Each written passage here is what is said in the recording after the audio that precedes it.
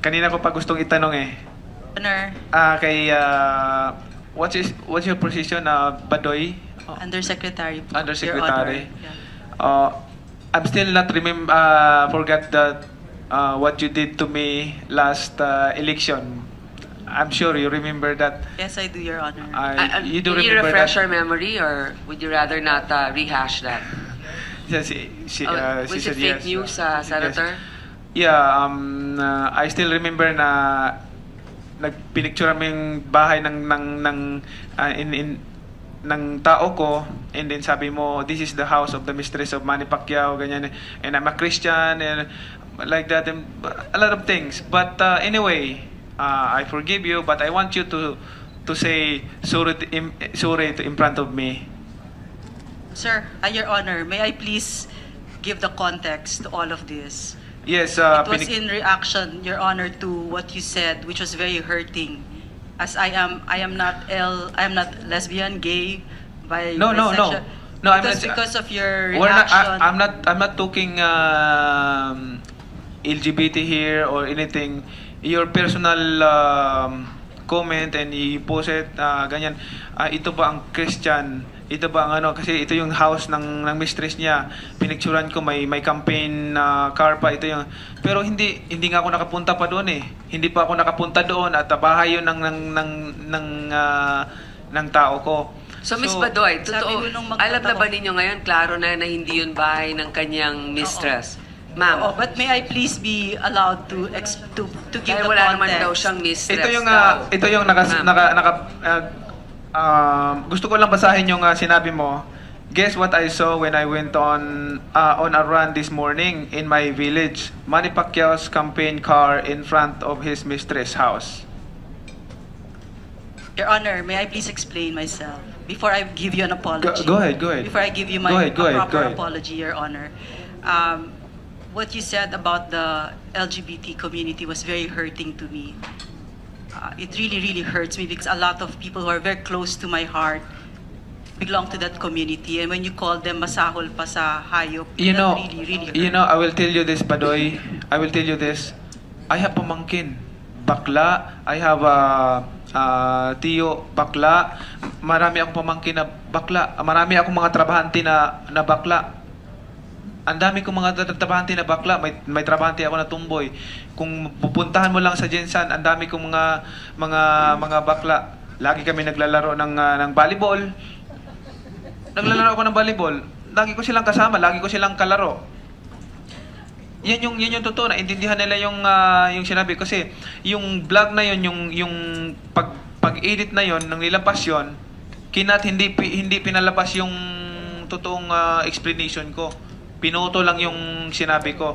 Yun yung ano na yon, yung story na yon. So let's just chalk it up to differences in opinion. Pero kasi doktor din po ako, so yung homosexuality matagal nang tinanggal sa Diagnostic and Statistical Manual. So that's also, besides being hurtful, it was also from the medical standpoint. Miss Badoy, so obviously may pinanghuhugutan kayo. Naiintindihan ko, syempre, ako man, kahit na nire-respeto ko siyang kasama dito sa Senado, hindi naman kami pareho sa pananaw. Correct. But naniniwala rin ako sa karapatan niya, sa paniniwala niya sa kanyang reliyon, yun ang kanyang opinion. Pero siguro balikan natin yung hinanaing din ng ating kasama dito. So, alam niyo ngayon, hindi totoo pala yung nasulat niyo. Can I continue po? Yes, go ahead. It's in line with what you are saying, Mr. Senator, about yung pag-anonymous yung blog, di ba? Kahit na ano pwede mong sabihin. Gusto ko sanang sabihin na hindi po pwedeng gawan ng bata. The internet is very free. By its very nature, the nature of the beast. Bago ho siyang frontier. Yes, so parang ang hindi niyo po pwedeng gawan ng batas yung kindness, yung compassion, yung decency, yung courage. So parang yung natutunan ko po in all these years sa blogging and being online is napakalaking bagay na maging compassionate ka at maging fair ka. Kaya which is why I think I owe you an apology because I did hurt you. And I'm very sorry, but then I hope you understand that it came from No, ma'am. a place It's that not is just very... because you hurt him. the accuracy of your Exactly. narrative. Well, Okay, that's so also it. yeah, You're- okay. Please make it clear because we're hurt a lot of times, but sometimes the truth hurts. But in the case, it hurts even more if it's untrue. So just clarify for the record, ma'am. Madam Chair, I've been on the receiving end of a lot of lies and inaccuracies.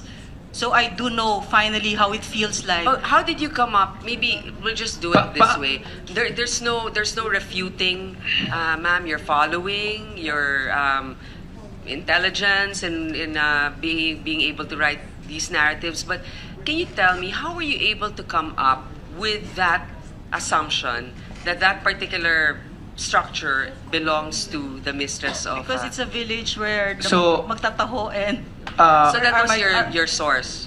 and the guards and that sort of thing. But now you know it's not true. So yeah, which is Okay. why I've apologized to the good senator. okay. I, Will you having been on accept the receiving end of it, of a lot of lies as well, by anonymous blogs, I do know how it feels now. And I guess this is what this whole internet thing is asking from all of us, to be a bit more compassionate and decent. Attorney JJ is not here anymore, but he was saying the nobility of anonymous blogs by history. But right now, what we see are anonymous blogs with a hidden agenda. So There's that as well. I'm So- sorry, did I make my apology Yeah. as clear as I can, Mr. Senator? So Miss Badoy, isa ka rin na that's a fake news. What you did is a fake news. Kasi pinost mo sa account mo, and then ganito, this is that's marami pa yung nakalagay doon, and then it's hurt, but Did you correct it, ma'am? Sorry, Senator Pacquiao. Were you able to correct it in your blog? That no, it's not accurate. You No, haven't. I never did. Okay, well, anyway, so let this. Hopefully, you can do it, but maybe That was, that's I old think, 3 news. years ago. excuse me? That was 2 years or 3 years ago. 2 years ago, during election.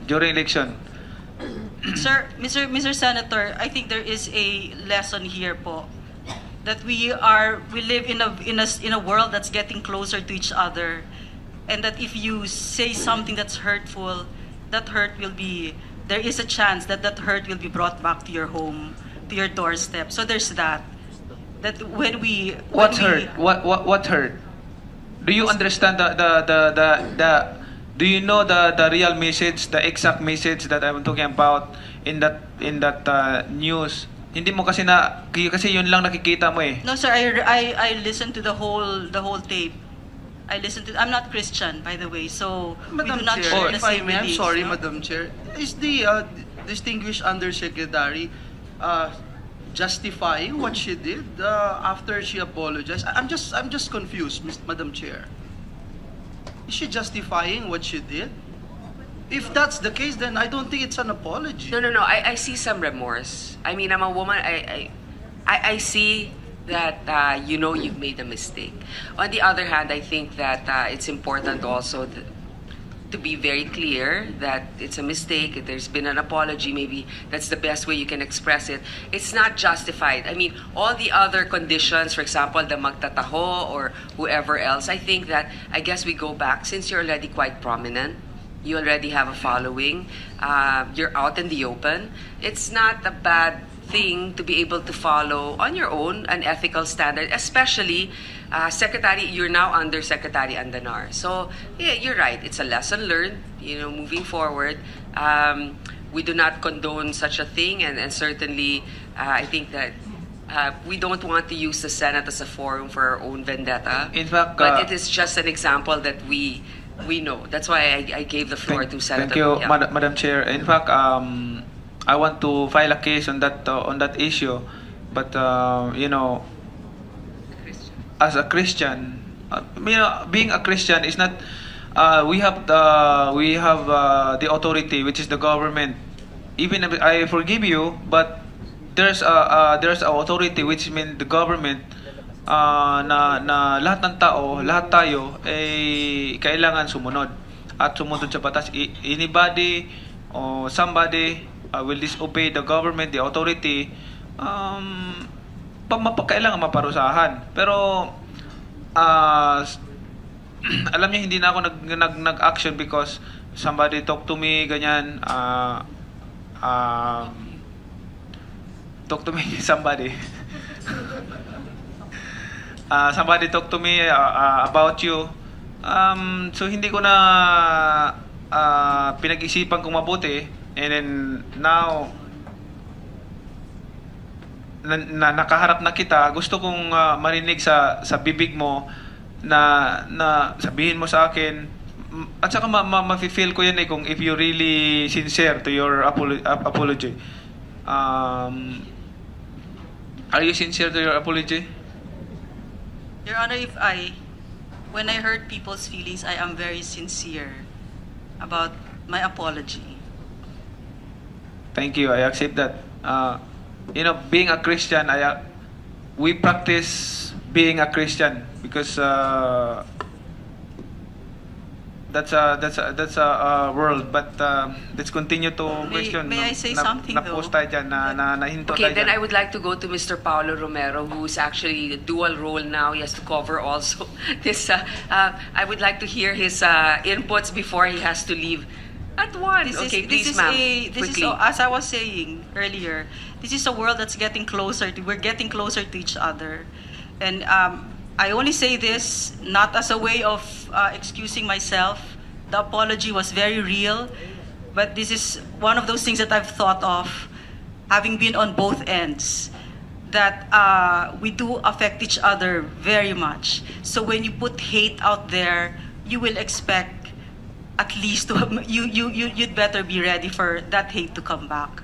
So I've been trying my best, as honest as I can tell you, to take that hate out of my posts. I stick to the issues, and that's Thank you. That's very reassuring. And especially that you are under the PCOO and you have a following. You can start this trend. I mean, it just takes somebody who would come up with this idea, then everybody will think, oh, maybe that's a fad now. It starts out as a fad and later on it becomes a habit.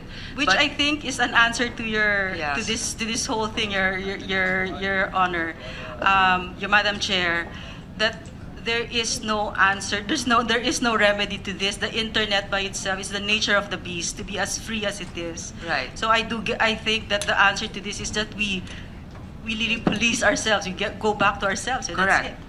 I believe that. That's the best I've that I always can come up with, advocated because that. I've thought about this whole thing. I advocated that even when I was MTRCB chair, that we need self-regulation because we cannot possibly put a government agent in every household to monitor what children are watching.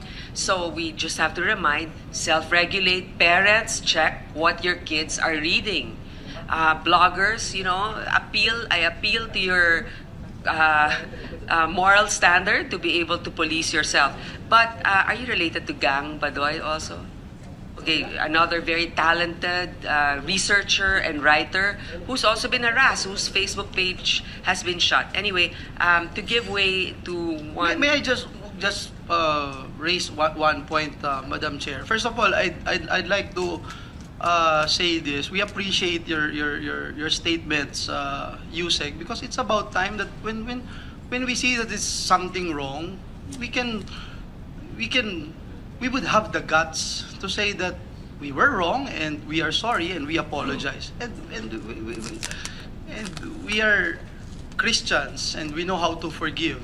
We know how to forget. And just to put also on record that we are also living perhaps in a more transparent world wherein we're being bashed every single day. We are used to being the punching bag of a lot of bloggers every single day. And it's up to us whether or not we'll be affected or... But the good thing about what you did today is that we know that some bloggers are actually accountable for their work. Unfortunately, the gray area comes in when we say we can do and say anything we want because there's no law that prohibits us from doing it. We are accountable only to our followers.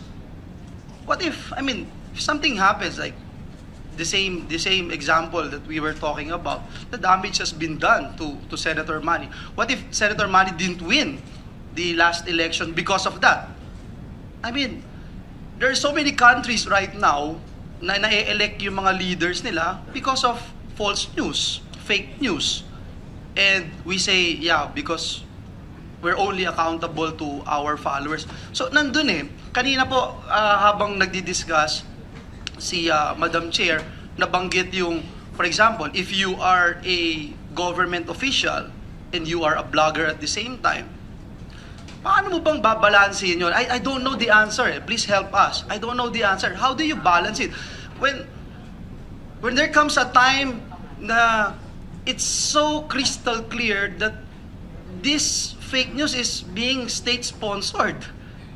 Parang mahirap naman po yata ang tanggapin yun. Sa tingin mo, state-sponsored ngayon? What I'm saying is, if that is the case. If that's the case, okay.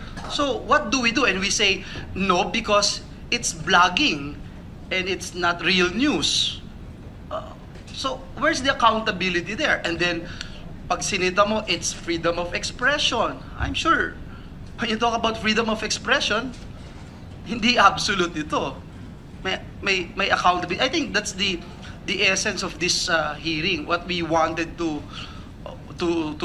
see here is what solutions ang pwede nating makuha from this hearing. Yun nga eh, parang we're trying to contain an ocean. Which is quite difficult, so we have to pick. But Senator Pacquiao has just a short manifestation before we move on. Anyway, I accept, Ms. Badoy, I accept your sorry. Who am I to put grievance against you? I mean, but I want you to correct that blog in your account na kasi nandiyan pa rin siya kapag i-google mo, nandoon pa rin sa blog mo eh. Nandoon pa rin siya yung blog mo nung 2 years ago. Nandoon pa rin yung blog. Can you correct that or i-rescind mo o tanggalin mo? Nagalit na raw si Miss Pacquiao. Si Jinky. Can you take it out, ma'am? I didn't know it was still there. Yes, I will, Your Honor. Okay, No, thank no you. problem, yes. Thank you, Miss Badoy. I'm not, hindi ako galit sa'yo. Okay lang. I forgive you. Fan niyo ho ako. Thank you, thank you. Thank you, Your Honor.